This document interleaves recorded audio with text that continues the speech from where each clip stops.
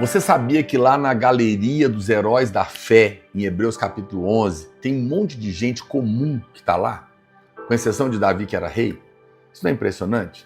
Isso mostra que pessoas comuns, simples, como eu e você, podemos ter uma fé relevante. Você quer aprender a ter essa fé poderosa, fundamentada no Evangelho da Graça? Então fica comigo, porque está começando mais um devocional na presença do Pai, para abençoar a sua vida e a sua família. Lembra, a gente está aqui no meio de um jejum pela família. E um dos desafios é que você tenha uma reunião pelo menos por semana com a sua família.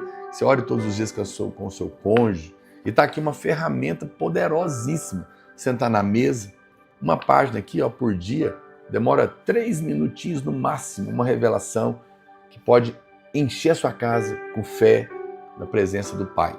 Se você quer adquirir para você e para sua família, ou para dar de presente para uma família de amigos, é só clicar no link da bio, que está aí na descrição, na verdade, e vai chegar lá na sua casa, tá bom? No final, vou orar por você e pela sua família, né? Mas antes, se você não está inscrito, se inscreva aqui no nosso canal e junte-se a nós.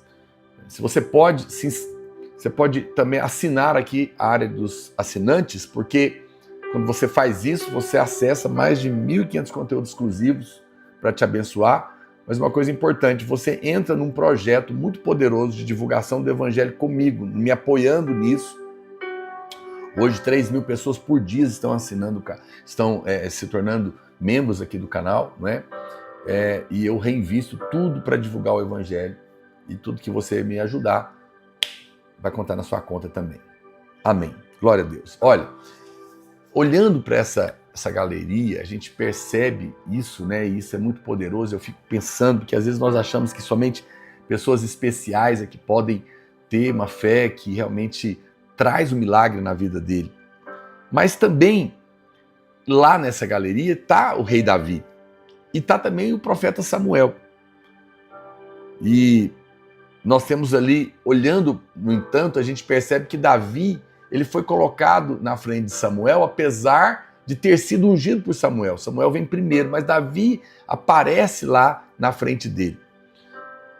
E, na verdade, olhando para o profeta Samuel, o único erro que eu consigo ver no profeta é que ele colocou os seus filhos como juízes de Israel. Mas os seus filhos, eles não andavam nos caminhos do Senhor. A Bíblia fala que eles se desviavam após ganhos desonestos, aceitavam propinas e pervertiam a justiça. Que coisa terrível. Nós sabemos que Davi, por exemplo, ele amou seus filhos, mas ele nunca colocou seus filhos em uma posição só porque eram filhos dele. Absalão, por exemplo, ele usurpou a autoridade, mas não foi Davi que colocou ele lá. Interessante que 1 Samuel capítulo 8, verso 1 diz assim: tendo Samuel envelhecido, constituiu seus filhos por juízes sobre Israel. O primogênito chamava-se Joel e o segundo Abias, e foram juízes em Berseba. Porém seus filhos não andavam pelos caminhos dele. Antes se inclinaram à avareza e aceitaram subornos e perverteram o direito. Eu realmente não quero aqui falar nada negativo do profeta Samuel. O caráter dele é precioso, homem de Deus. Mas em termos de fé, precisamos olhar para Davi, porque Davi tinha a fé que Deus realmente aprovou. Interessante que o último grupo aqui da galeria da fé são os profetas.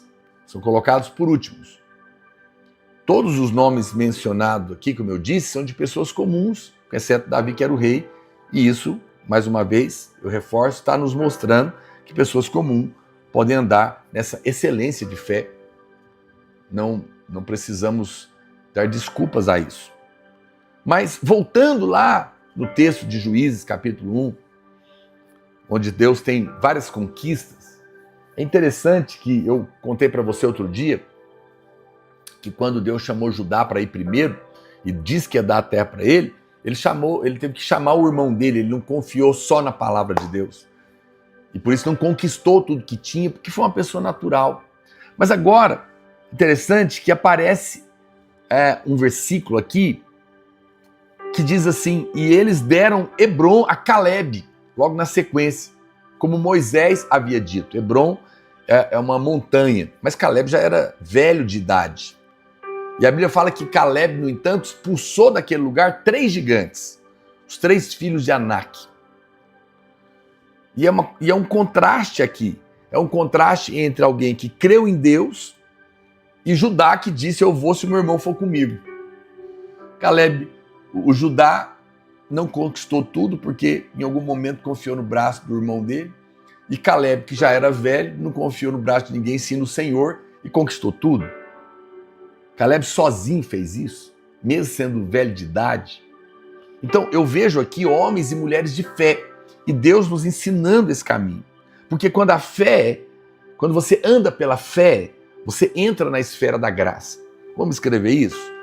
Escreve aí nos comentários e no seu caderno, se você tem como eu aqui, tá bom? Escreve assim, ó. Quando andamos pela fé, entramos na esfera da graça. Quando andamos pela fé, vírgula, entramos na esfera da graça. Isso é uma verdade que precisa ser colocada com clareza. E a gente vai ver isso aqui. Se você estiver debaixo da lei, de um sistema de troca e merecimento com Deus, você vai ficar limitado na sua fé. Por quê? Porque a lei tem tudo a ver com a sua força, com o seu merecimento, com você não errar, com você fazer tudo certo, o que ninguém realmente faz. Você não deve fazer isso não deve, ou você não deve viver dessa maneira, faça isso, não faça aquilo, porque tudo é sobre a sua força. Isso vai impedir Deus de agir na sua vida de uma fé poderosa. Mas a graça, ela está muito além das suas forças. Está acima e além daquilo que você pode fazer. Está além da sua capacidade. Em outras palavras, se você está debaixo da lei, a sua força é limitada, porque depende de você. Mas se você está debaixo da graça, a sua força é ilimitada, porque é a força de Deus agindo na sua vida. A Bíblia diz que Josué ficou velho, mas não diz que Caleb envelheceu, ainda que, claro, de idade ele ficou.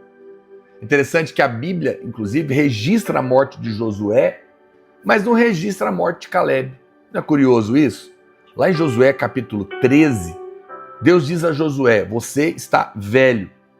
Mas no capítulo seguinte, Caleb diz a Josué: hoje sou tão forte, aos 85 anos de idade, quando no dia em que Moisés me enviou, aos 40 anos de idade. Estou forte para a guerra, eu posso lutar, me dê essa montanha. Me dê essa montanha. Uau! Olha a postura desse homem de Deus. Isso nos mostra que apesar da nossa idade, quando nós estamos debaixo da graça, a nossa força é renovada. A cada dia, cada manhã. Veja que a Escritura diz que os levitas serviam ao Senhor como auxiliares dos sacerdotes. E a partir dali dos 25 anos de idade, eles podiam entrar e prestar serviço no trabalho do tabernáculo.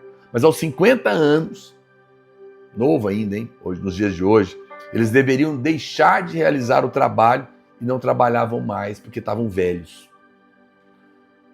Mas se você está debaixo da lei, é isso que vai acontecer com você.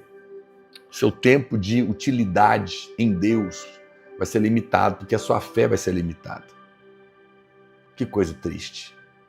Na lei, o nosso ministério na vida da igreja, no reino de Deus, é limitado, mas na graça nós somos renovados.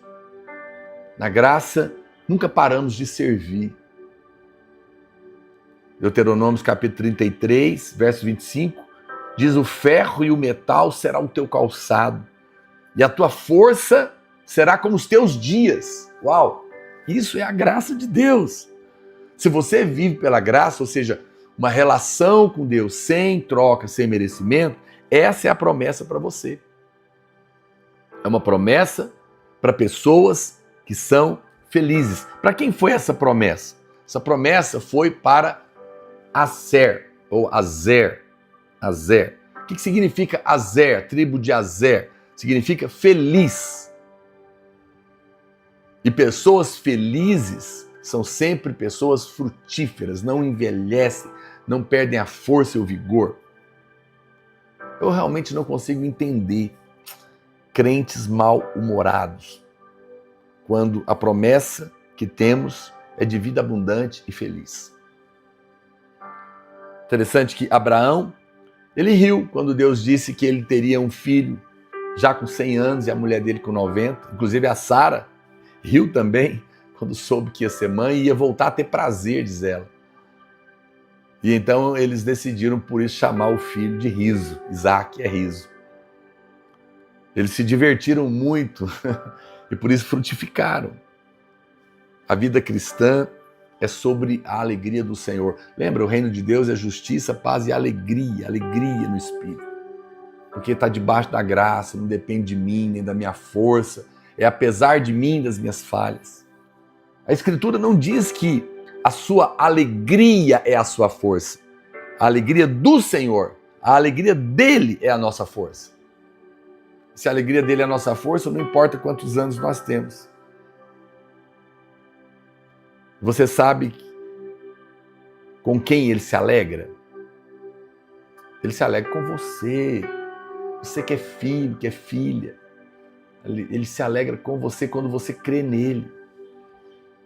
E aí essa alegria se torna uma força na sua vida. Depois de conhecer a alegria do Senhor, a Bíblia fala que essa alegria se torna uma força em você, você se torna forte. Porque sabe que ele estará alegre por sua causa. Não é poderoso saber que você é a alegria do seu pai? Se você é pai, mãe, você me entende. Seus filhos, nossos filhos, são a nossa alegria.